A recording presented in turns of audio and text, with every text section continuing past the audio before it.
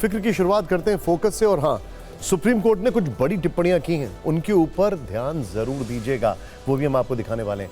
लेकिन फिक्र का फोकस दो बड़ी खबरों पर होगा। पहला फोकस होगा रूस यूक्रेन युद्ध पर। पुतिन और ट्रंप आमने सामने आ गए हैं। आखिर क्यों कहा जा रहा है कि तीसरे विश्व युद्ध का आगाज हो चुका है, इसे हम डिकोड करेंगे। दूसरा फोकस भारत के उस हाइपरसोनिक मिसाइल पर होगा जिसकी खबर सुनकर पाकिस्तान और चीन के पसीने छूटने लगे हैं। भारत की मिसाइल कितनी घातक है और कैसे ये सेना की स्ट्राइक क्षमता को धार देने वाली है, ये जरूर देखना चाहिए आपको। इसके अलावा फिक्र आपकी में दो वायरल वीडियोस के साथ उनकी पूरी कहानी हम आपको दिखाने वाले हैं। देखिए, पहला वीडियो जो है वो 18 दिन बाद अंतरिक्ष से लौटे गगनवीर शुभांशु शुक्ला का है, जिनका पृथ्वी पर जोरदार स्वागत किया गया है। दूसरा वीडियो बिहार में वोटर लिस्ट रीवेरिफिकेशन को लेकर जारी कंफ्यूजन का है। जब टीवी 9 भारतवर्ष की टीम ग्राउंड पर गई तो पता चला कि कई वोटर नियमों से ही अनजान है। कहा जा रहा है कि 35 लाख वोटरों के नाम काटे जा सकते हैं। आपके लिए फिक्र की दो फाइलें भी तैयार हैं। पहली फाइल उस विवादित कार्टून की है जिसकी वजह से कार्टूनिस्ट को सुप्रीम कोर्ट में माफी मांगनी पड़ी। इस दौरान सर्वोच्च अदालत ने अभिव्यक्ति की आजादी को लेकर जो टिप्पणी की है वो आप सबको जरूर देखनी चाहिए। फिक्र की दूसरी फाइल 114 साल के एथलीट फौजा सिंह पर। सड़क हादसे में उनकी मौत हो गई। जिन्होंने अपने जीवन काल में 2 विश्व युद्ध देखे, कोरोना और प्लेग जैसी महामारी को मात दी, लेकिन एक लापरवाह ड्राइवर और एक केयरलेस सिस्टम से वो नहीं बच पाए। लेकिन आज हमारे स्पेशल शो की शुरुआत एक ऐसी खबर से जिसमें पूरी दुनिया की फिक्र है, क्योंकि कुछ वर्ल्ड लीडर्स दुनिया को महाविनाश की तरफ ले जा रहे हैं। पिछले कुछ दिनों से वर्ल्ड ऑर्डर में एक अजीब सी उथल पुथल मची हुई है और इस विश्व अशांति के केंद्र में है अमेरिका के राष्ट्रपति डोनाल्ड ट्रंप। ट्रंप जब से राष्ट्रपति बने अपने फैसलों से पूरी दुनिया को दहला रहे हैं। कभी बम और बारूद की धमकी तो कभी टैरिफ का अल्टीमेटम। अब एक बार फिर उन्होंने रूस को धमकी देते हुए सिर्फ 50 दिन का अल्टीमेटम दे दिया है। 50 दिन में अगर पुतिन ने यह युद्ध खत्म नहीं किया तो रूस पर 100% टैरिफ की धमकी दी है। और इसीलिए क्रेमलिन से जुड़े एक रणनीतिकार और पुतिन के करीबी ने दावा किया है कि तीसरा विश्व युद्ध शुरू हो चुका है। The third world war has begin, यानी तीसरा विश्व युद्ध चल रहा है। यह दावा किया है रूस के एक प्रमुख भू राजनीतिक विचारक दिमित्री त्रेरिन ने। उनका कहना है कि तीसरा विश्व युद्ध शुरू हो चुका है, बस यह पहले 2 विश्व युद्धों जैसा अभी दिखाई नहीं दे रहा है। पहला विश्व युद्ध करीब 4 साल यानी वर्ष 1914 से वर्ष 1918 तक चला। तब 2 यूरोपीय गठबंधनों के बीच युद्ध छिड़ गया था जिसमें लाखों लोग मारे गए। और दूसरा विश्व युद्ध करीब 6 साल यानी वर्ष 1939 से 1945 तक चला था, जिसमें करीब 7 से 8 करोड़ लोग मारे गए थे। और अब दावा यह किया जा रहा है कि तीसरा विश्व युद्ध शुरू हो चुका है। तो इसकी डेटलाइन कब से समझी जाए? तब जब रशिया ने यूक्रेन पर हमला किया या तब जब गाजा से इजराइल के ऊपर अटैक हुआ? सोचिए, हम बताएंगे आपको। इस महायुद्ध में धमकी, विनाश और हथियार जैसे शब्द ट्रेंड कर रहे हैं। परमाणु बम और हाइपरसोनिक मिसाइलों की बात हो रही है। कोई फादर ऑफ ऑल बॉम्ब यानी FOAB या मदर ऑफ ऑल बॉम्ब यानी MOAB का जिक्र कर रहा है। कोई इसे महायुद्ध कह रहा है तो कोई इसे विश्व युद्ध बता रहा है। लेकिन इतना साफ है, ट्रंप अपने फैसलों से ग्लोबल ऑर्डर को पूरी तरीके से हिला कर रख दे रहे हैं। शांति का संदेश देने वाले ट्रंप दुनिया को महायुद्ध में झोंक रहे हैं। अब जो हम आपको बताने वाले हैं उसको जरा ध्यान से देखिएगा। अलग अलग सोर्सेस से इंफॉर्मेशन वेरीफाई की गई है, बल्कि सामने आई। वेरीफाई तो नहीं की गई है लेकिन हां सामने आई। ध्यान से देखिएगा। ट्रंप की तरफ से पुतिन को लगातार धमकी दी जा रही है। कल से पुतिन को 50 दिन के अल्टीमेटम की बात हो रही है। ट्रंप ने राष्ट्रपति बनते ही रूस यूक्रेन युद्ध खत्म करवाने का वादा किया था, लेकिन ट्रंप लगातार झूठ बोल रहे हैं। ट्रंप कहते हैं कि उन्हें अलग अलग देशों में युद्ध रुकवाने के लिए नोबेल प्राइज मिलना चाहिए, लेकिन अगर झूठ बोलने में नोबेल पुरस्कार मिलता तो दुनिया में डोनाल्ड ट्रंप उसके सबसे पहले और सबसे बड़े दावेदार होंगे। इसीलिए कुछ लोग कह रहे हैं कि ट्रंप असल में विश्व शांति के उपासक नहीं बल्कि विश्व शांति के संहारक है। डोनाल्ड ट्रंप ने भले ही यूक्रेन के राष्ट्रपति जेलेंस्की को व्हाइट हाउस में बुलाकर डांट लगाई, लेकिन इनसाइड रिपोर्ट हैरान करने वाली। फाइनेंशियल टाइम्स ने सूत्रों के हवाले से दावा किया है कि 4 जुलाई को व्हाइट हाउस के ओवल ऑफिस से कीव को एक कॉल गई। ध्यान से सुनिएगा, इट इज एब्सोल्युटली शेकिंग, और यह हैरान करने वाली बात है। यह फोन कॉल ट्रंप ने जेलेंस्की को की थी, और अब इस बातचीत का पूरा डिटेल सामने आ गया है। दावा किया जा रहा है कि ट्रंप ने जेलेंस्की से पूछा कि क्या वो मॉस्को के अंदर तक अटैक कर सकते हैं। ट्रंप ने जेलेंस्की से यह पूछा। अमेरिकी राष्ट्रपति ने इस फोन कॉल में जेलेंस्की को यूक्रेन पर, जेलेंस्की को रूस पर बहुत बड़ा हमला करने के लिए उकसाया था। इस फोन कॉल की पूरी डिटेल आप ही देखिए। ट्रंप ने 4 जुलाई को जेलेंस्की को फोन करते हुए पूछा, व्लादिमीर, क्या तुम मॉस्को पर अटैक कर सकते हो, और क्या सेंट पीटर्सबर्ग पर भी?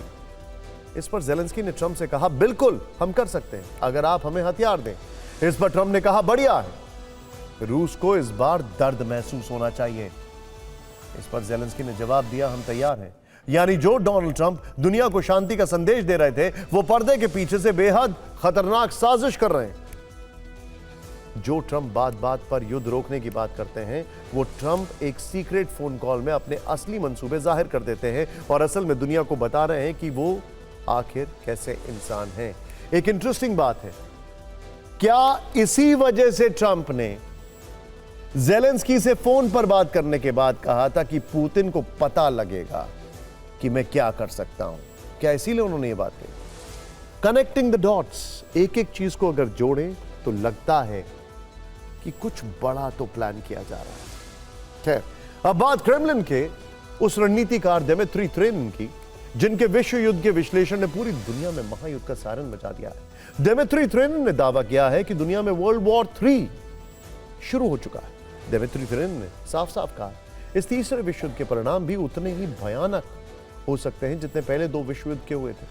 त्रेनिन का तर्क है कि युद्ध अब यूक्रेन तक ही सीमित नहीं रहेगा, और इस युद्ध में, बल्कि इस युद्ध की आग मध्य एशिया, अफ्रीका, लैटिन अमेरिका तक फैलेगी। पश्चिमी ताकतों से लड़ने में अब रूस अकेला नहीं रहा है। यह युद्ध पश्चिमी देशों और बाकी दुनिया के बीच है। आधुनिक दुनिया का यह महायुद्ध अब कई स्तरों पर लड़ा जा रहा है, जो सिर्फ बंदूकों और टैंकों तक सीमित नहीं है, बल्कि अब साइबर हमले और आर्थिक प्रतिबंध भी इस युद्ध का हिस्सा बन चुके हैं। त्रेनिन के मुताबिक यह सभ्यताओं की लड़ाई है और ग्लोबल पावर का संतुलन बनाने के लिए जरूरी है। उन्होंने कहा है कि महायुद्ध लंबा चलेगा, जिसके बाद एक नया वर्ल्ड ऑर्डर बनेगा।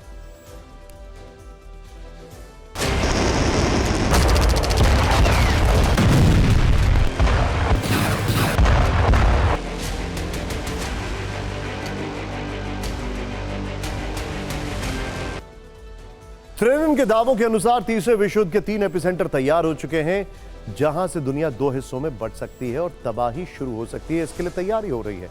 फिलहाल इसका केंद्र है चीन, जहां ईरान और रूस के विदेश मंत्रियों की मुलाकात। अमेरिका और नेटो का मुकाबला करने के लिए एक नया गठबंधन यहां तैयार हो रहा है। इस महायुद्ध का पहला एपिसेंटर बन सकता है पूर्वी यूरोप, जहां रूस और यूक्रेन करीब 3 वर्ष से जंग लड़ रहे हैं। युद्ध के मैदान में बेशक रूस के सामने यूक्रेन दिखाई दे रहा है, लेकिन यूक्रेन के पीछे की असली ताकत अमेरिका और नेटो देश है। यूरोपीय देश ब्रिटेन, जर्मनी और पोलैंड भी, फ्रांस भी यूक्रेन के साथ। अमेरिका के सहयोगी जापान और दक्षिण कोरिया भी यूक्रेन के पक्ष में हैं। लेकिन अमेरिका के विरोधी चीन, ईरान, उत्तर कोरिया खुलकर रूस के साथ खड़े हैं। महायुद्ध का दूसरा मोर्चा है पश्चिमी एशिया, जहां इजराइल और ईरान आमने सामने हैं। इसके अलावा गाजा में पिछले करीब 2 वर्ष से इजराइल के हमले जारी हैं। इस युद्ध में सबसे अहम किरदार भी अमेरिका का है, जहां उसका मुकाबला ईरान से है, लेकिन ईरान के साथ पुतिन और जिनपिंग है। तीसरा फ्रंट है चीन और ताइवान। चीन की आक्रामकता के खिलाफ अमेरिका खुलकर ताइवान के साथ है। दक्षिण कोरिया और जापान भी ताइवान के साथ हैं। दूसरी तरफ यहां भी चीन के साथ रूस, ईरान और उत्तर कोरिया। 2 मोर्चों पर युद्ध वाला एक्शन हो रहा है। ऐसे में अगर चीन ने भी ताइवान पर हमला किया तो यह लड़ाई अमेरिका और रूस और चीन की सेनाओं के बीच हो सकती है। इस पूरे समीकरण से आप यह समझ सकते हैं कि विश्व युद्ध वाली चर्चाओं के बीच कई देशों ने अपने पक्ष खुलकर चुने हैं, शायद कुछ वैसे ही जैसे पहले और दूसरे विश्व के दौरान हुआ, जिसमें एक तरफ अमेरिका और उसके सहयोगी हैं और दूसरी तरफ रूस और चीन जैसी बड़ी ताकतें। इस टकराव में अब एक दूसरे को सीधी धमकियां दी जा रही हैं। कोई टैरिफ की धमकी दे रहा है, कोई परमाणु बम। वैसे रूस यूक्रेन के अलावा पश्चिमी एशिया में फिर बारूदी हलचल शुरू हो गई है। रिपोर्ट्स में दावा किया गया है कि ईरान के कई इलाके में सीरियल धमाके हुए हैं। तेहरान समेत करीब 7 प्रांतों में विस्फोट के बाद अलर्ट जारी किया गया। रिपोर्ट में कहा गया है कि IRGC के बेस और मिसाइल फैसिलिटी के नजदीक विस्फोट हुए। खैर, भारत की हथियार शक्ति की बात करना भी जरूरी है। ध्यान से देखिएगा, भारत ने हाइपरसोनिक मिसाइल का टेस्ट करके पूरी दुनिया को हैरान कर दिया है। चीन और पाकिस्तान में तो इस खबर से हुक्मरानों के पसीने छूटे। ध्वनि की गति से काफी तेज उड़ने वाली इस मिसाइल को DRDO ने प्रोजेक्ट विष्णु के तहत विकसित किया है। यह परीक्षण ऐसे समय में हुआ है जब वैश्विक स्तर पर तनाव बढ़ रहा है। ऐसे में भारत भी अपनी रक्षा क्षमताओं को आधुनिक बनाने पर तेजी से काम कर रहा है। भारत की इस मिसाइल का नाम, ये ऑपरेशनल नाम है अभी, ETLDHCM यानी extended trajectory long duration hypersonic cruise missile है। ये एक टेक्निकल नेम है, इसका नाम कुछ और होगा आने वाले समय में, जो ध्वनि की रफ्तार से 8 गुना तेज उड़ सकती है। इसकी रेंज 1500 किलोमीटर है, यानी इतनी दूर तक ये लक्ष्य को टारगेट कर सकती है। ETLDHCM मैक 8 यानी लगभग 11,000 किलोमीटर प्रति घंटे की रफ्तार से उड़ सकती है। यह मिसाइल 1000 से 2000 किलोग्राम तक का पेलोड ले जा सकती है। पारंपरिक के साथ साथ परमाणु हथियार ले जाने में भी सक्षम है। इसे जमीन, समुद्र और हवा कहीं से भी लॉन्च किया जा सकता है। युद्ध के हालात में अपनी दिशा बदल सकती है, जिससे यह दुश्मन के लिए और भी चुनौतीपूर्ण बन जाती है। ETLDHCM स्क्रैमजेट इंजन से चलता है, जो पारंपरिक रॉकेट इंजन के बजाय वायुमंडलीय ऑक्सीजन का इस्तेमाल करता है। इससे इसे बहुत ऊंची गति और लंबी दूरी दोनों मिलती है। इसकी कम ऊंचाई पर उड़ने की क्षमता इसे रेडार से बचने में मदद करती है। नोट करने वाली बात एक ये भी है कि उड़ान के दौरान हाइपरसोनिक मिसाइल का तापमान 2000 डिग्री तक पहुंच सकता है, जिसे झेलने के लिए इसे खास तरीके से डिजाइन किया गया है। ऑपरेशनल स्तर पर यह तकनीक केवल रूस, अमेरिका और चीन के पास ही मौजूद है। मौजूदा हालात को देखते हुए भारत अपने मिसाइल सिस्टम को और मजबूत कर रहा है। इसमें ब्रह्मोस और अग्नि 5 और आकाश सिस्टम को अपग्रेड करना भी शामिल है। ETLDHCM का मकसद खासतौर पर पाकिस्तान को कड़ा संदेश देना और हिंद प्रशांत क्षेत्र में चीन के बढ़ते प्रभाव को संतुलित करना है। हाइपरसोनिक मिसाइल का मतलब उन मिसाइलों से है जो आवाज की गति से 5 गुना तेज रफ्तार से अपने लक्ष्य की ओर बढ़ती है।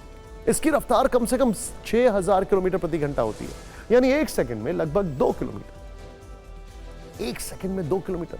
हाइपरसोनिक मिसाइल इतनी तेजी से अपने टारगेट की ओर बढ़ती है कि उसे एंटी मिसाइल सिस्टम ट्रैक नहीं कर पाता है। हाइपरसोनिक क्रूज मिसाइलें कम ऊंचाई पर उड़ती हैं। आमतौर पर ये जमीन से लगभग 200 फीट ऊपर उड़ती हैं, इसीलिए ज्यादातर सिस्टम या रेडार उसे ट्रैक नहीं कर पाते। 3, 2, 1 नाउ। देसी भाषा में बोलेंगे तो ये ब्रह्मोस मिसाइल का बाप है। हाइपरसोनिक मिसाइल जो विष्णु प्रोजेक्ट के नीचे बन रहा है, ये भारत के लिए बहुत ही ज़रूरी है और इमर्जिंग चैलेंजेस जो हैं हमारे ऊपर, उसको जवाब देने के लिए बहुत अच्छा और बहुत टाइमली हथियार है। 1500 किलोमीटर दूर जाएगा तो पाकिस्तान का किसी भी जगह पर कोई भी उनका जो स्ट्रेटजिक एसेट डिप्लॉयड हो, उसको ये हिट कर सकता है। तो पाकिस्तान तो तकरीबन उनके जितने भी सरफेस एलिमेंट्स हैं वो इस मिसाइल के में से कवर हो जाएंगे। चाइना के पास भी बहुत कैपेबिलिटी है हिट करने की, तो उसके जवाब में ये एक बहुत ही कारगर हथियार साबित होगा। बहुत ही ज़बरदस्त। इससे हमारे जो टीथ हैं, जो हमारे दांत हैं, वो मजबूत हो जाएंगे। बदलते वैश्विक माहौल में भारत अपनी मिसाइल शक्ति लगातार बढ़ा रहा है, लेकिन भविष्य की जरूरतों को देखते हुए भारत के पास स्टेल्थ बॉम्बर का होना भी जरूरी है। ईरान इजरायल युद्ध में आपने देखा कैसे अमेरिका के B-2 बॉम्बर्स ने ईरान के न्यूक्लियर ठिकानों में तबाही मचा दी। कैसे ये बॉम्बर 10,000 किलोमीटर दूर से आया और परमाणु ठिकाने ध्वस्त करके लौट गया। ये वो बॉम्बर है जो किसी भी मौसम में हमला कर सकते हैं, किसी रेडार की पकड़ में नहीं आते हैं, हजारों किलो के बम गिराने की क्षमता रखते हैं।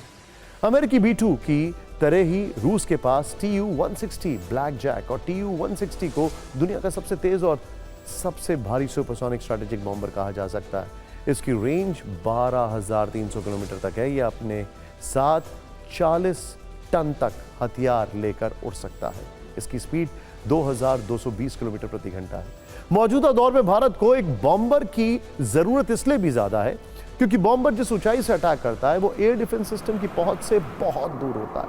इतना ही नहीं, बॉम्बर में जिन मिसाइलों से अटैक करने की क्षमता होती है उनका तोड़ सब कॉन्टिनेंट में किसी भी देश के पास नहीं है। ऐसे में चीन और पाकिस्तान के डबल खतरों से निपटने के लिए एक बॉम्बर की ही सबसे ज्यादा जरूरत भारत को है। वैसे रूस ने भारत को कुछ साल पहले TU-160 का ऑफर दिया था, लेकिन इस पर बात आगे नहीं बढ़ पाई। फिक्र में अब जरा देश के उन लोगों की चिंता करते हैं जो पैदल यात्रा करते हैं, जो घर से मॉर्निंग वॉक के लिए निकलते हैं इस उम्मीद के साथ कि वो फिट रहेंगे, उनकी सेहत अच्छी रहेगी, लेकिन सड़क पर केयरलेस और रेकलेस ड्राइवर जो हैं उनके वो शिकार हो जाते हैं। कभी कभी उनकी जान भी खतरे में पड़ जाती है। फिक्र के कई फैंस ऐसे होंगे जो खुद को फिट रखने के लिए रोज पैदल यात्रा करते हैं। आज फिक्र की इसी खबर को बहुत ध्यान से देखिए क्योंकि सवाल आपकी जिंदगी का है। आप सोच रहे होंगे कि अचानक आज हम पैदल यात्रियों की चिंता क्यों कर रहे हैं। ये देखिए, द लेजेंडरी फौजा सिंह। ये समझने के लिए आप इस तस्वीर को देखिए। ये कई मैराथन रिकॉर्ड्स के लिए मशहूर एथलीट फौजा सिंह की तस्वीर है जो अब हमारे बीच नहीं है। सोमवार को पंजाब के जालंधर में अपने घर के बाहर सैर के लिए निकले थे। एक तेज रफ्तार गाड़ी ने उन्हें टक्कर मारी। टक्कर मारने के बाद गाड़ी वाला फरार हो गया। एक दूसरे राहगीर ने घायल फौजा सिंह को अस्पताल में भर्ती कराया। थोड़ी देर बाद उनकी मृत्यु हो गई। कहानी यही है कि वो 114 वर्ष जिए, लेकिन सड़क पर अज्ञात ने कुचल दिया। अपने जीवन काल में उन्होंने 2 विश्व युद्ध देखे, प्लेग और कोरोना जैसी खतरनाक 2 महामारी देखी, लेकिन अनाड़ी ड्राइवर से नहीं बच पाए। फौजा सिंह की यह कहानी सुनकर आपका खून खौल जाएगा। मैराथन के सुपर हीरो का ऐसा अंत सोचा नहीं था। आपको बता दें कि 114 वर्ष के फौजा सिंह ने 100 वर्ष की उम्र में एक ही दिन में 8 विश्व रिकॉर्ड बनाए थे। कनाडा के टोरंटो में आयोजित एक स्पेशल इवेंट में 100 मीटर से लेकर 5000 मीटर तक की अलग अलग दौड़ को नए मापदंडों के साथ पूरा किया था। फिलहाल सड़क हादसे में फौजा सिंह की मौत की जांच की जा रही है। पुलिस ने अज्ञात के खिलाफ केस दर्ज कर लिया है। पुलिस को अभी भी अज्ञात वाहन और उसके चालक की तलाश है। पंजाब पुलिस का कहना है कि घटना के वक्त फौजा सिंह मेन रोड पर थे। पुलिस ने जल्द आरोपी को गिरफ्तार करने का दावा किया।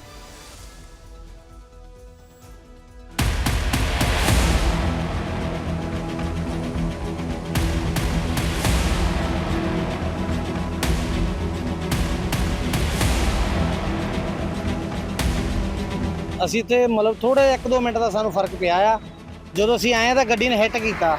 ਉਹ ਸਾਨੂੰ ਲੱਗਾ ਵੀ ਜਿਸ ਤਰ੍ਹਾਂ ਉਹ ਸੜਕ ਕ੍ਰਾਸ ਕਰ ਰਹੇ ਸੀ, ਇਹ ਸਾਹਮਣੇ ਢਾਬੇ ਸਾਈਡ ਤੇ ਜਾਣ ਦੀ ਜਾਂ ਫਰੂਟ ਦੀਆਂ ਰੇਹੜੀਆਂ ਵੀ ਲੱਗਦੀਆਂ, ਉੱਥੇ ਚੱਲੇ ਸੀ। ਮਤਲਬ ਗੱਡੀ ਹਿੱਟ ਕੀਤਾ, ਗੱਡੀ ਵਾਲਾ ਹਿੱਟ ਕਰਕੇ ਚੱਲ ਗਿਆ। ਮਤਲਬ 5-7 ਮਿੰਟ ਤੋਂ ਰਿਕਵਰ ਕਰਨ ਨੂੰ ਗੱਡੀ ਲਿਆਂਦੀ, ਨਾਲ ਹੀ ਲੈ ਕੇ ਚੱਕ ਕੇ। ਅਸੀਂ ਵੀ ਚੱਲੇ ਸੀ ਕਿਤੇ, ਅਸੀਂ ਆਪਣੀ ਕਾਰ ਵਿੱਚ ਹੀ ਪਿੰਡ ਤੋਂ 2 ਮੁੰਡੇ ਹੋਰ ਸੀਗੇ, ਨਾਲ ਅੰਕਲ ਜੀ ਸੀ, ਤੇ ਅਸੀਂ ਲੈ ਗਏ। ਤੇ ਬਾਕੀ ਉੱਥੇ ਵੀ ਉਹਨਾਂ ਦੀ ਜਿਹੜੀ ਹਾਲਤ ਸਹੀ ਸੀ ਜੋ ਸਾਨੂੰ ਡਾਕਟਰ ਸਾਹਿਬ ਨੇ ਦੱਸਿਆ। एक्सीडेंट हो गया, गाड़ी लगी उसके बीच जी, गाड़ी वाला तो भाग गया जी। तो कुछ पहचाना हो सकी गाड़ी की कौन सी? पहचान को पुलिस लगी हुई है जी, उसकी CC कैमरे चेक करते हैं, सब कुछ करते हैं। देखो इतने बड़ी सड़क में क्या पता लगता है कौन सी गाड़ी कैसे है। ये तो पुलिस का काम है ना जी। हमको तो पता ही नहीं कि क्या हुआ, हमको तो फोन आया। पुलिस के साथ बातचीत हुई है? हाँ हाँ हुई है। क्या कहते हैं वो कहते लगे हुए हैं, रिकॉर्डिंग देखते हैं सभी रोड पे जी? ਮੈਨੂੰ ਸਾਨੂੰ ਫੋਨ ਆਇਆ ਸੀਗਾ ਹਰਿੰਦਰ ਸਿੰਘ ਇਹਨਾਂ ਦੇ ਬੇਟੇ ਦਾ, ठीक है ਜਿਹਦੇ ਨਾਲ ਫੌਜਾ ਸਿੰਘ ਜੀ ਅਮਰੀਕਾ ਹਸਪੀਟਲ ਵਿੱਚ ਡੈਥ ਹੋ ਗਈ ਹੈ ਜੀ। ਅਸੀਂ ਇੱਥੇ ਮੌਕੇ ਤੇ ਆਏ ਸੀ ਹੁਣ ਤੇ ਆ ਕੇ ਉਹਨਾਂ ਦਾ ਬਿਆਨ ਲਿਖਿਆ। ਜਿਹੜਾ ਨਾਮ ਨੂੰ ਵਹੀਕਲ ਜਿਹੜਾ ਸੀ ਉਧਰੋਂ ਆ ਰਿਹਾ ਸੀਗਾ ਭੋਗਪੁਰ ਸਾਈਡ ਤੋਂ, ਇਹਨਾਂ 3:30 ਵਜੇ ਮਤਲਬ ਜਿਹੜਾ ਇਹ ਐਕਸੀਡੈਂਟ ਹੋਇਆ ਹੈ ਤੇ ਉਹਦੇ ਆਧਾਰ ਤੇ ਅਸੀਂ ਇਹਨਾਂ ਦਾ ਬਿਆਨ ਲਿਖ ਕੇ ਜਿਹੜੀ ਐਫਆਈ ਦਰਜ ਕਰਤੀ ਆ 114 ਨੰਬਰ। ਸਰ ਵਾਹਨ ਕਿਹੜਾ ਸੀਗਾ? ਆਲੇ ਦੁਆਲੇ ਕਿਤੇ ਇਹ ਵਾਹਨ ਦਾ ਨਹੀਂ ਪਤਾ ਲੱਗਦਾ, ਨਾਮ ਨੂੰ ਵਹੀਕਲ ਸੀਗਾ। ਸਲਿਪ ਰੋਡ ਤੇ ਸੀਗੇ? ਇਸੇ ਪਰ ਨਹੀਂ ਸੀ, ਮੇਨ ਰੋਡ ਤੇ ਸੀ। ਅੱਛਾ, ਮੇਨ ਰੋਡ ਤੇ ਸੀਗੇ। ਮੁਕੇ ਸਾਈਡ ਤੇ ਸੈਰ ਕਰ ਰਹੇ ਸੀ। ਪਤਾ ਲੱਗਿਆ ਕਿਹੜੇ ਵਾਹੀਕਲ ਸੀ? ਇਹ ਸਰ ਕਾਰ ਨੂੰ ਕਹਿ ਰਹੇ ਆ, ਨਾਮ ਨੂੰ ਵਹੀਕਲ ਕਹਿ ਰਹੇ ਆ ਜੀ। ਕਾਰ ਚ लगा किसी कार च। क्या इसे सड़क पर आतंक नहीं कहेंगे, जहां हथियार की जगह स्टीयरिंग होता है और दहशत का जरिया बन जाती है एक तेज रफ्तार गाड़ी। एक अनाड़ी ड्राइवर जो हथियार से लैस अपराधी जैसा तो नहीं दिखता है, लेकिन उसकी तरह जानलेवा साबित होता है। फौजा सिंह भी इसी का शिकार बने। ये CCTV फुटेज फौजा सिंह का है जिसमें वो स्कूटी पर जाते दिख रहे हैं। फिर कुछ घंटे बाद जब वो सैर के लिए निकले थे, तभी जालंधर पठानकोट हाईवे पर एक अज्ञात कार ने उन्हें टक्कर मार दी और वो गाड़ी बिना रुके चली गई। सवाल यह है कि क्या अब भी हम इसे दुर्घटना कहकर टाल देंगे या सड़क पर हो रहे इस आतंक की जवाबदेही तय करेंगे? आपको ये खबर कैसी लग रही है? सोचिए जरा, कोई छोटी खबर नहीं है ये। ऐसे कई हादसों को शायद हम इग्नोर कर देते हैं कि एक सड़क पर हादसा हो गया, लेकिन कल रात की यह घटना आज सुबह कई अखबारों में फ्रंट पेज की लीड बनकर आई। यह चिंता कितनी बड़ी है आप सोच कर देखिए। कैसे आपकी जिंदगी के साथ जानलेवा खिलवाड़ हो रहा है आप सोचिए। हम लगातार इस पर चर्चा कर रहे हैं कि सवाल सिर्फ एक हादसे का नहीं, बल्कि ये चिंता फुटपाथ पर पैदल चलने वाले लाखों पदयात्रियों की है, जो रोज अपने घर से सैर के लिए निकलते हैं या किसी और काम के लिए निकलते हैं और सड़क हादसे के शिकार हो जाते हैं, अव्यवस्था के शिकार हो जाते हैं। भारत में हर रोज 1264 सड़क हादसे होते हैं। इन हादसों में हर दिन 462 लोगों की मौत होती है। इतना ही नहीं, भारत में हर 4 मिनट में सड़क हादसे में एक व्यक्ति की मौत होती है। गंभीर बात यह है कि इसमें पैदल यात्रियों की मौत की संख्या काफी ज्यादा है। दिल्ली में 2025 के पहले 6 महीनों में 286 पैदल यात्रियों की मौत सड़क हादसे में हुई। सवाल यही है, क्या देश में पैदल चलने वालों का सम्मान नहीं है? क्या सारी जगह गाड़ी वालों के लिए आरक्षित है? क्या पैदल चलने वालों को अपने हिस्से की जमीन नहीं मिलनी चाहिए? क्या पैदल चलने वालों का ख्याल इसलिए नहीं रखा जाता है क्योंकि देश में सिर्फ वीआईपी कल्चर छाया हुआ है? बहुत लोगों को लगता होगा कि फुटपाथ पर चलने वाले लोग आम लोग होते हैं, लेकिन हमें लगता है कि पैदल चलने वाले भी वीआईपी होते हैं। उन्हें किस तरह की परेशानियों का सामना करना पड़ता है आप समझिए। हो सकता है आप में से कई लोग रोज ऐसी परेशानियों का सामना करते होंगे। उन्हें महसूस हो रहा होगा कि हम कैसी व्यवस्था और मानसिकता के बीच रह रहे हैं। फुटपाथ पर कोई पार्किंग बनाता है, गाड़ियों की लंबी कतार लगी रहती है, कोई दुकान बनाता है, कभी पुलिस की मौन स्वीकृति से बाजार लगते हैं, कहीं मंगल बाजार तो कहीं बुध बाजार लगते हैं। इसका परिणाम क्या होता है? आम लोगों को परेशानी होती है, उनके चलने के लिए जगह नहीं बचती है और वो कभी कभी फौजा सिंह की तरह किसी वाहन का निशाना बन जाते हैं। शॉकिंग बात क्या है, पेडेस्टेरियंस के लिए अगर जगह भी बनती है तो उस पर एनक्रोचमेंट होता है और उस एनक्रोचमेंट पर पैसे दिए जाते हैं और सब कुछ चलता रहता है। यह होता है, यह सिस्टम का हिस्सा बन चुका है। एक अलग खबर की ओर रुख करते हैं, थोड़ा सा मूड को चेंज करते हैं। फिक्र में बात उस शुभ घड़ी की जो भारत के शुभांशु शुक्ला ने सच कर दिखाई। अंतरिक्ष में 18 दिन बिताने के बाद शुभांशु शुक्ला की पृथ्वी पर लैंडिंग की तस्वीर आपको जरूर देखनी चाहिए, लेकिन भारतीय अंतरिक्ष मिशन के लिए गगनचुंबी उड़ान शुभांशु शुक्ला की वो कामयाबी है जिस पर भारत के 140 करोड़ से ज्यादा लोगों के अंतरिक्ष के सपनों की उम्मीदें टिकी थी। नासा के स्पेस मिशन में यह पहले भारतीय अंतरिक्ष यात्री की यात्रा थी। शुभांशु शुक्ला और ड्रैगन ग्रेस कैप्सूल में सवार 3 अंतरिक्ष यात्रियों ने आज दोपहर 3 बजे कैलिफोर्निया के सैन डिएगो तट पर स्प्लैश डाउन किया। करीब 22.5 घंटे की यात्रा करते हुए वो सभी धरती पर सुरक्षित वापस आ गए और जब ड्रैगन कैप्सूल से शुभांशु शुक्ला को बाहर निकाला गया तो उनके चेहरे पर विजयी मुस्कान थी, सीना गर्व से चौड़ा था और दूसरी तरफ कैलिफोर्निया से हजारों किलोमीटर दूर शुभांशु के माता पिता अपने बेटे को देखते हुए भावुक हो रहे थे। पृथ्वी पर वापसी के बाद अब शुभांशु का नया सफर शुरू होगा।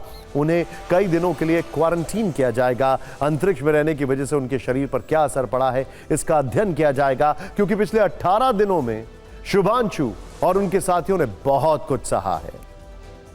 शुभांशु और उनके साथी जीरो ग्रेविटी में रहे, यानी उन्हें वजन का एहसास नहीं हुआ।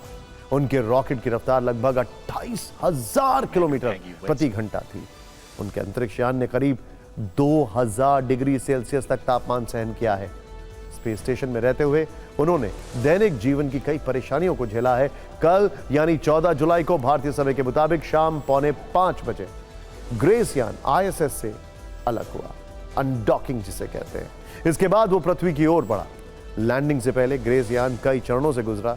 डी ऑर्बिट बर्न यानी यान का यान ने कक्षा से बाहर निकलने के लिए इंजन जलाकर गति कम की, फिर वायुमंडल से बाहर निकलने पर पैराशूट ने यान को धीमा किया। शुभांशु की इस ऐतिहासिक यात्रा के बारे में कुछ और बड़ी बातें जान लेते हैं। शुभांशु शुक्ला का फैल्कन 9 रॉकेट ISS से 26 जून को उड़ा। सभी अंतरिक्ष यात्री स्पेस स्टेशन में 18 दिन तक रुके। शुभांशु शुक्ला ने धरती की 310 से ज्यादा परिक्रमाएं की। अंतरिक्ष यान ने 1 करोड़ 30 लाख किलोमीटर की दूरी तय की। शुभांशु ने इसरो के लिए 7 सूक्ष्म गुरुत्वाकर्षण के प्रयोग किए।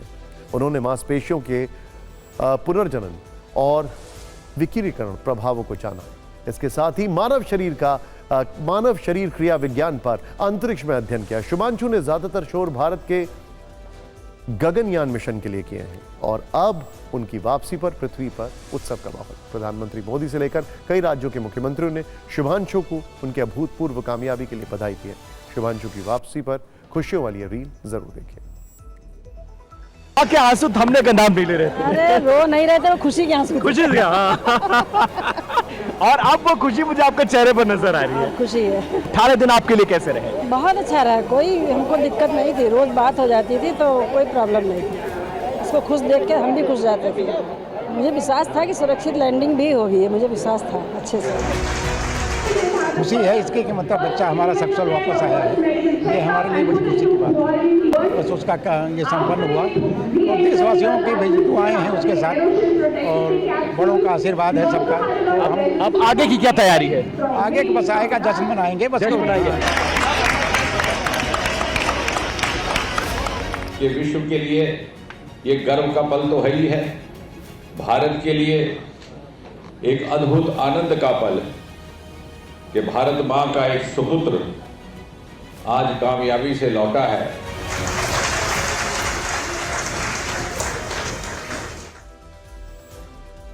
शुभांशु शुक्ला की इस उपलब्धि पर पूरे देश को गर्व है, लेकिन कांग्रेस नेता उदित राज इसमें जाति एंगल ले आए।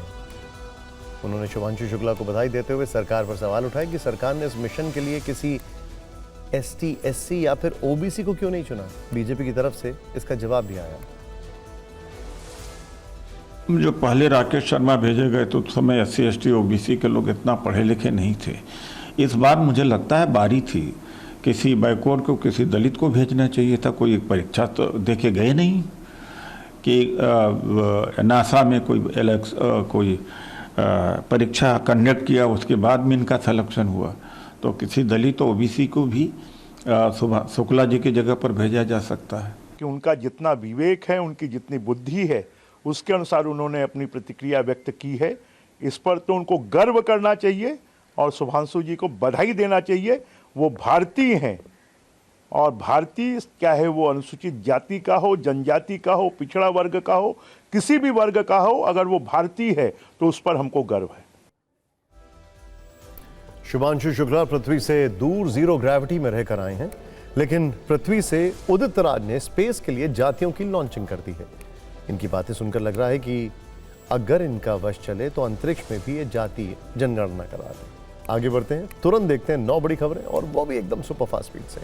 देखिए, पहली बड़ी खबर है, संसद के मानसून सत्र में केंद्र सरकार 8 नए बिल लेकर आ रही है। इनमें नेशनल स्पोर्ट्स गवर्नेंस बिल और नेशनल एंटी डोपिंग संशोधन बिल भी शामिल है। इन बिलों में खेल संगठनों में सुधार और विवाद निपटारे को लेकर सिस्टम बनाने का प्रावधान है। सत्र के दौरान कुल 16 विधेयक पारित किए जाने हैं। मॉनसून सत्र 21 जुलाई से शुरू हो रहा है। बड़ी खबर, SCO समिट में चीन दौरे पर गए विदेश मंत्री S जयशंकर ने चीन के राष्ट्रपति शी जिनपिंग से मुलाकात की है।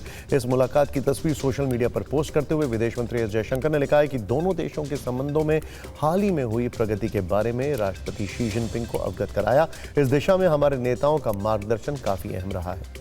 गलवान झड़प पर टिप्पणी के मामले में आज नेता प्रतिपक्ष राहुल गांधी को बड़ी राहत मिली है। राहुल ने लखनऊ कोर्ट में सरेंडर किया और 5 मिनट बाद उन्हें जमानत मिल गई। भारतीय सेना पर की गई टिप्पणी को लेकर कोर्ट ने उन्हें पेश होने का आदेश दिया था।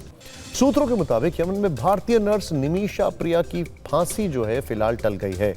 निमिषा को 16 जुलाई को फांसी होनी थी।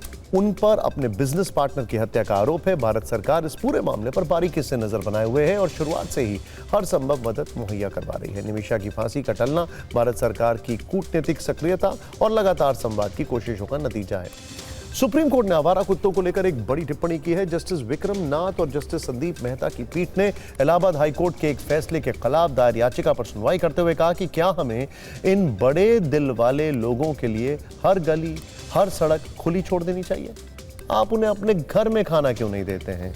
इन जानवरों के लिए तो पूरी जगह है, लेकिन इंसानों के लिए कोई जगह नहीं है।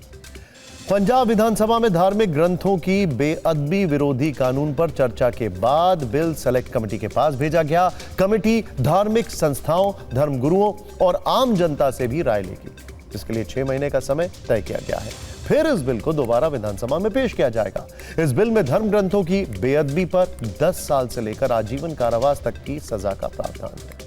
ओडिशा के बालासोर में यौन उत्पीड़न से मजबूर होकर आत्मदाह करने वाली छात्रा की मौत हो गई है। छात्रा ने यौन उत्पीड़न के खिलाफ कार्रवाई न होने पर खुद को आग लगाई थी। इस घटना पर मुख्यमंत्री मांझी ने कहा दोषियों को कड़ी सजा मिलेगी, जबकि राहुल गांधी ने आरोप लगा दिया है कि बीजेपी के सिस्टम ने छात्रा की हत्या की है। एनएचएआई ने अपनी दूसरी रिपोर्ट जारी करते हुए बताया कि एआई की मदद से उसके कामकाज में बड़ा सुधार आया है। इससे 155 विवादों का निपटारा हुआ है, जबकि 25,680 करोड़ रुपए की सरकारी बचत हुई है। एनएचएआई ने डेटा लेक 3.0 नाम का एक डिजिटल प्लेटफॉर्म शुरू किया है, जो प्रोजेक्ट से जुड़ी जानकारियों को एक जगह समेटता है और तेज फैसले लेने में मदद करता है। इलॉन मस्क की कंपनी टेस्ला का भारत में पहला शोरूम खुल गया है। यह शोरूम मुंबई के बीकेसी यानी बांद्रा कुर्ला कॉम्प्लेक्स में खोला गया है, जिसका उद्घाटन महाराष्ट्र के सीएम देवेंद्र फडणवीस ने किया है। इस मौके पर सीएम फडणवीस ने कहा है कि राज्य सरकार चाहती है कि टेस्ला भारत से ही रिसर्च और मैन्युफैक्चरिंग करे, और मुझे यकीन है कि कंपनी सही समय पर इस बारे में विचार करेगी।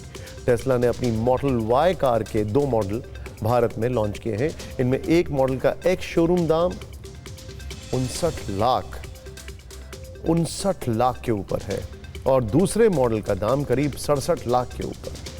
आज एक बार फिर से सेक्युलर एंड सोशलिस्ट शब्द जो है वो ट्रेंड कर रहे हैं। आरएसएस के मुखपत्र ऑर्गेनाइजर ने संविधान की प्रस्तावना से सोशलिस्ट और सेक्युलर शब्द को हटाने का मुद्दा फिर उठाया है।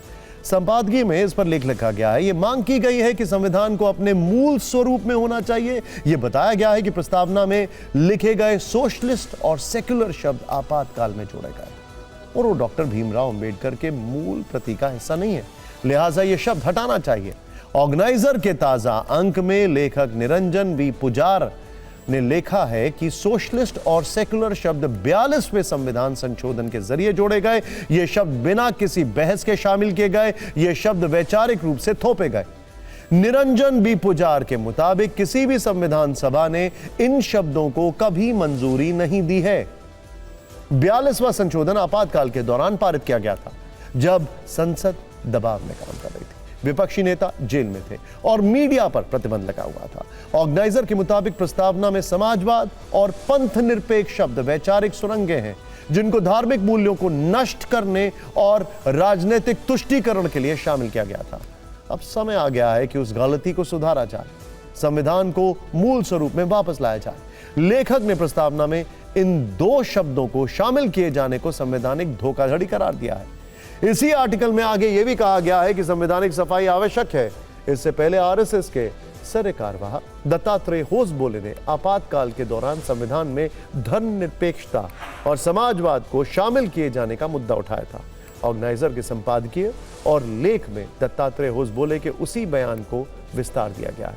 बीजेपी ने इस पर कोई प्रतिक्रिया नहीं दी है, क्योंकि बीजेपी के अपने संविधान में गांधीवादी, समाजवाद और पंथ निरपेक्षता की बात कही गई है।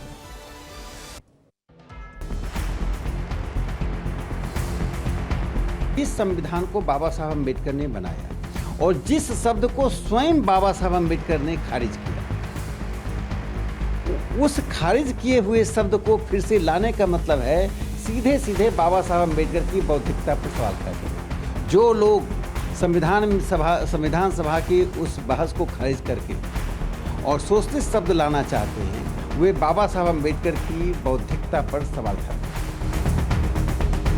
ऑर्गेनाइजर या पंचजन्य जैसे अखबार अगर हमारे संविधान पर सवाल उठाते हैं उनको हमारे संविधान में धर्मनिरपेक्षता और समाजवाद से चिढ़ है, तो ये तो आरएसएस के वही लोग हैं जो बाबा साहब को भला बुरा कहते थे, उनकी तस्वीरें जलाते थे, संविधान की प्रतियां जलाते थे, जिन्होंने 53 साल तक तिरंगे का बहिष्कार किया। तो ये अब नया क्या कर रहे हैं? ये तो वही लोग हैं जो कहते थे 400 दे दो तो देश का संविधान बदल देंगे। और फिक्र में बात करते हैं बिहार की, जहां दो बड़े मुद्दों की चर्चा है। एक है बिहार में लगातार बढ़ रहे अपराध का मामला और दूसरा है वोटर लिस्ट वेरिफिकेशन का मुद्दा। दोनों मुद्दों पर विपक्ष और सरकार चुनाव आयोग को पानी पी पी कर घेर रहा है, जबकि दूसरी तरफ से मामला थोड़ा डिफेंसिव है। हालांकि अपराध के मुद्दे पर लालू यादव के राज की याद जरूर दिलाई जाती है। फिक्र में हमने इन दोनों मुद्दों पर एक फाइल तैयार की है, लेकिन शुरुआत वोटर लिस्ट रीवेरिफिकेशन की खबर से करते हैं, जिसमें अब सिर्फ 10 दिनों का वक्त बाकी है, लेकिन 35 लाख वोटरों के नाम वोटर लिस्ट से कटना तय माना जा रहा है। डिटेलिंग देखते जाइए। 24 जून से शुरू हुई इस प्रक्रिया में अब तक करीब 8 करोड़ मतदाताओं में से 6 करोड़ 60 लाख मतदाताओं ने फॉर्म जमा करा दिया। इस बीच खबर यह है कि 2 दौर के घर घर सर्वेक्षण के बाद अब तक जो बीएलओ ने जानकारी जुटाई है, उसके मुताबिक 1.59% मतदाताओं की मृत्यु हो चुकी है, 2.2% ने स्थायी रूप से अपना निवास स्थान बदल लिया है और 0.73% लोगों के एक से अधिक स्थानों पर वोटर आईडी कार्ड है। यह कुल मिलाकर 4.52% है, जो आंकड़ों के मुताबिक 35 लाख वोटर होते हैं।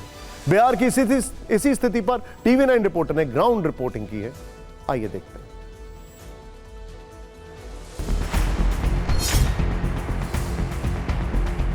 चुनाव आयोग का दावा यह है कि बिहार के 93% लोगों के पास गणना प्रपत्र पहुंचा दिया गया है और 83% जो फॉर्म है वो अपलोड भी कर दिया गया है। यानी कि बिहार के 83% मतदाताओं ने फॉर्म अपना भर करके बीएलओ को दे दिया है और बीएलओ ने अपलोड भी कर दिया है। लेकिन वाकई ग्राउंड पे हकीकत क्या है? हम सारण जिले में पहुंचे हैं और सारण के खरिका गाँव में। ये बताइए बाबा, क्या नाम है आपका? प्रभुनाथ ठाकुर। ठाकुर जी, क्या चल रहा है बिहार में? चुनाव है, पता है ना? सुन तो रहे हैं। चुनाव के पहले क्या चल रहा है वो पता है? जी ना। कुछ गणना प्रपत्र सुने हैं? जी ना। यहाँ भी एको बिलो नहीं 11 नंबर वार्ड में आया, लेकिन नहीं समझाने, कागज पत्र कुछ नहीं। वो कागजे पर कर के जमा कर देगा, नहीं कर देगा सो राम जाने। मतदाता पुनरीक्षण चल रहा है, गहन पुनरीक्षण चल रहा है, कुछ सुने कहीं? नहीं। चुनाव आयोग ये कह रहा है कि 83% अपलोड हो चुका है। क्या हो चुका है? आप हैं? हाँ, 80% ज़्यादा हमारा हो गया है। आपका हो गया जी। लेकिन यहाँ इस वार्ड में किसी को मिला नहीं है। नहीं। कागज लेकर कोई आया था? नहीं जी, नहीं आया अभी। आपके घर पर नहीं आया कि किसी के यहाँ नहीं आया? अब उधर वो आया तो होगा, हमारे इधर नहीं आया है। आपके यहाँ नहीं आया? आपके यहाँ नहीं आया है, इधर कहीं नहीं आया है। अच्छा, बिहार में मतदाता पुनरीक्षण का काम चल रहा है, पता? नहीं, ये तो हम पता नहीं पता है आपको? नहीं। ये बताइए, बिहार में चुनाव है और चुनाव के पहले क्या चल रहा है, कुछ है जानकारी? वो तो जानकारी नहीं है, अभी तक तो जानकारी नहीं है। मतदाता पुनरीक्षण का काम चल रहा है? नहीं, अभी तो हम लोग का कुछ नहीं जानकारी है। कोई नहीं किया है तो क्या जाता, कोई आता तब न बताते। लोगों को ये पता तक नहीं है कि चुनाव के पहले कुछ गहन पुनरीक्षण का काम चल रहा है और उनको भी फॉर्म मिलना है और उस फॉर्म के साथ उनको कुछ करना भी है। बिहार की क्राइम कुंडली की बात करते हैं, जहां पिछले कुछ दिनों से लगातार ऐसी घटनाएं देखने को मिल रही हैं जिससे विपक्ष को नीतीश कुमार के सुशासन वाले दावे पर सवाल उठाने का मौका मिल गया। इसको लेकर एक और मामला बिहार की राजधानी पटना का है। एक और मामला जहां आज एक बैंक मैनेजर का कुएं से शव मिला है। मौके से पुलिस को उनकी स्कूटी, चप्पल और रुमाल मिला है। बताया गया है कि मृतक अभिषेक रविवार को देर रात एक पारिवारिक कार्यक्रम के बाद अपने घर लौट रहे थे, जिसके बाद वो लापता हो गए और आज शव मिला है। विपक्ष इस घटना के बाद सरकार को घेर रहा है। आरोप ये लगाए जा रहे हैं कि यहां पर लगातार हो रही हत्याएं और अपराध चुनाव से पहले एक बड़ा मुद्दा है, जिसको सत्ता पक्ष नजरअंदाज कर रहा है। क्राइम कैपिटल तो बिहार हो गया है। कितना अपराध हो रहा है वो आप लोग तो कवर कर ही रहे, दिखाई रहे, कहाँ किसकी हत्या नहीं हो रही, डेली हो रहा है, गोली चल रहा है, डेली अपहरण हो रहा है, डेली रेप हो रहा है। कोई पूछने वाला है? मैं तो प्रमाण के साथ कह रहा हूं कि राजद के लोग ही बालू माफिया हो, दारू माफिया हो या जमीन माफिया हो, और जितनी भी घटनाएं में प्रत्यक्ष अप्रत्यक्ष राजद के लोग का नाम ही क्यों आता है। पटना में जहां पर आदरणीय हमारे मुख्यमंत्री जी बैठते हैं, 4 से 5 महीना के अंदर अगर आप रिपोर्ट देखिएगा तो 120 लोगों से ज़्यादा लोगों का हत्या हुआ है, मर्डर हुआ है, हर 24 घंटा में मर्डर हुआ है। तो बुरा हाल है, गुंडा राज है। घटना हो रही है, कोई शक नहीं, लेकिन घटना के उपरांत जो सरकार की प्रतिक्रिया हो रही है वो भी देखने योग्य है। अभी आपने देखा एक व्यवसायी की हत्या हुई, हम लोग को चिंता हुई, लेकिन 4 दिन के अंदर ही उद्भेदन हो गया, पकड़ा गया। बिहार का जो कानून व्यवस्था पूरे तरीके से चरमराया हुआ है। यहाँ तक कि जो नीतीश कुमार जी है पूरे तरीके से शिथिल पड़ चुके हैं, कोमा में जा चुके हैं, उनसे सरकार चल नहीं रही है, जिसका कारण है कि पूरे तरीके से जो अपराधी है खुलेआम बिहार में, पटना में खुलेआम तांडव मचा रहे हैं। लोगों को बिहार को बदनाम भी नहीं करना चाहिए अपने राजनीति के लिए। जो लोग अपने राजनीति के लिए बिहार के और बिहार के कानून व्यवस्था पर सवाल उठाते हैं, तो बिहार को बदनाम नहीं करना चाहिए। और अगली खबर सुप्रीम कोर्ट से है, जहां सोशल मीडिया और अभिव्यक्ति की आजादी को लेकर जस्टिस सुधांशु धूलिया और जस्टिस अरविंद कुमार की पीठ ने कड़ी टिप्पणी की है। सोशल मीडिया पर होने वाली बयानबाजी पर चिंता जताई है, साथ ही कानून के दायरे में रहकर सोशल मीडिया के इस्तेमाल की चेतावनी भी दी है। मामला 2021 में कोविड-19 महामारी के दौरान पीएम मोदी और आरएसएस पर बनाए गए आपत्तिजनक कार्टून का है। हिंदू देवी देवताओं से संबंधित आपत्तिजनक पोस्ट सोशल मीडिया पर साझा करने से जुड़ा है। इस मामले में भले ही कार्टूनिस्ट हेमंत मालवीय को अंतरिम राहत मिल गई, लेकिन सर्वोच्च अदालत ने मौलिक अधिकार और सोशल मीडिया को लेकर जो चिंता जाहिर की है, जो सीख दी है, वो जानना जरूरी है। सुनवाई के दौरान पीठ ने कार्टूनिस्ट के पोस्ट की प्रकृति और अभिव्यक्ति की आजादी पर इसके प्रभाव को लेकर सवाल उठाए। बेंच ने कार्टूनिस्ट हेमंत मालवीय की वकील से पूछा, आप ये सब क्यों करते हैं? जवाब में बचाव पक्ष ने कहा, यह नापसंद हो सकता है, यह गंदा और घटिया है, लेकिन क्या यह अपराध है? मैं किसी भी चीज को सही नहीं ठहरा रही। यह पोस्ट हटा दिया गया है और माफीनामा भी दिया गया है। इस पर जस्टिस धूलिया ने नाराजगी जताते हुए कहा कि हम इस मामले में चाहें जो भी करें, लेकिन यह निश्चित रूप से अभिव्यक्ति की स्वतंत्रता का हनन है। बचाव पक्ष ने दलील दी कि उनके मुवक्किल ने केवल कार्टून पोस्ट किया था, दूसरों की टिप्पणियों के लिए उन्हें जिम्मेदार नहीं ठहराया जा सकता। इस पर सुप्रीम कोर्ट ने कहा कि हम देख रहे हैं कि आजकल कोई भी किसी को कुछ भी बोल देता, सोशल मीडिया पर कोई ख्याल नहीं रखा जाता, यहां तक कि वकीलों का समुदाय भी इस दायरे के बाहर नहीं है। पीठ ने कार्टूनिस्ट को चेतावनी देते हुए कहा कि अगर वो आगे कोई आपत्तिजनक पोस्ट करते हैं तो राज्य कानून के तहत उनके खिलाफ कार्रवाई करने के लिए स्वतंत्र है। सर्वोच्च अदालत ने हेमंत मालवीय को अंतरिम राहत देते हुए गिरफ्तारी पर रोक लगा दी है। मामले की अगली सुनवाई 15 अगस्त के बाद होगी। मध्य प्रदेश हाई कोर्ट में अग्रिम जमानत याचिका खारिज होने के बाद वो सुप्रीम कोर्ट आए थे। कार्टूनिस्ट के खिलाफ एक आरएसएस कार्यकर्ता की शिकायत के आधार पर प्राथमिकी दर्ज की गई थी। आरोप यह है कि मालवीय के बनाए कार्टून और टिप्पणियों के जरिए धार्मिक भावनाओं को ठेस पहुंचाई गई और सांप्रदायिक सद्भाव को बिगाड़ा गया। सुप्रीम कोर्ट से एक और जरूरी खबर, सुप्रीम कोर्ट ने कांवड़ यात्रा वाले रूट में होटल और रेस्टोरेंट पर क्यूआर कोड लगाने के मुद्दे पर उत्तर प्रदेश और उत्तराखंड सरकार को नोटिस जारी किया है। यूपी सरकार ने आदेश जारी किया था कि होटल, रेस्टोरेंट और ढाबों में क्यूआर कोड वाले स्टिकर चिपकाए जाएं, जिसके खिलाफ सुप्रीम कोर्ट में याचिका दायर की गई थी। आरोप लगाया गया था कि इस निर्देश का मकसद होटल, रेस्टोरेंट और ढाबों के मालिकों के नाम और पहचान को उजागर करना है। इस याचिका को सुप्रीम कोर्ट ने स्वीकार कर लिया है। कोर्ट ने याचिकाओं में दिए गए तर्कों से सहमति जताते हुए यूपी सरकार को नोटिस जारी कर जवाब तलब किया।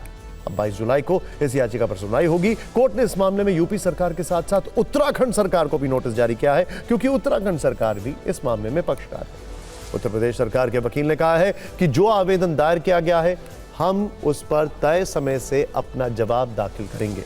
इस मामले में पिछले वर्ष भी काफी हलचल हुई थी। सर्वोच्च अदालत ने पिछले वर्ष उत्तर प्रदेश, उत्तराखंड और मध्य प्रदेश की ओर से जारी इसी तरह के निर्देशों पर रोक लगा दी थी।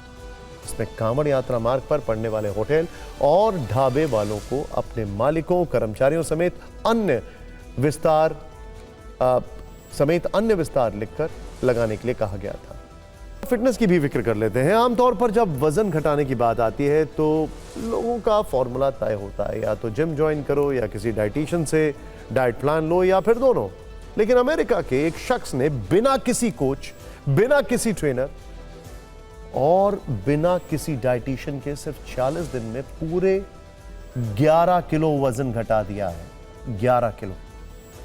अब आप कहेंगे कि ये कोई बड़ी बात नहीं है, थोड़ा अनुशासन के साथ मेहनत करें तो आसानी से हो सकता है। तो रुकिए जरा, क्योंकि खबर वजन घटाने की नहीं है। खबर यह है कि इस शख्स ने अपना ट्रांसफॉर्मेशन एआई की मदद से किया है। Artificial intelligence. वजन कम करने के लिए कोच भी एआई, डाइटिशियन भी एआई और मोटिवेशन भी उसी एआई से ली। अमेरिका के पैसिफिक नॉर्थ वेस्ट में रहने वाले इस शख्स का नाम है कोडी क्रोन। 56 साल के कोडी यूट्यूबर हैं। उनका कहना है कि एक वक्त था जब वो अपने शरीर को लेकर शर्मिंदगी महसूस करते थे। उनका वजन 95 किलो था। फिर एक दिन उन्होंने मोबाइल उठाया और चैट जीपीटी को अपना टारगेट बताया कि मुझे 2 महीने के अंदर 11 किलो वजन कम करना है। फिर क्या था, एआई ने बिना भाव खाए उनके लिए स्मार्ट फिटनेस रोड मैप तैयार कर दिया।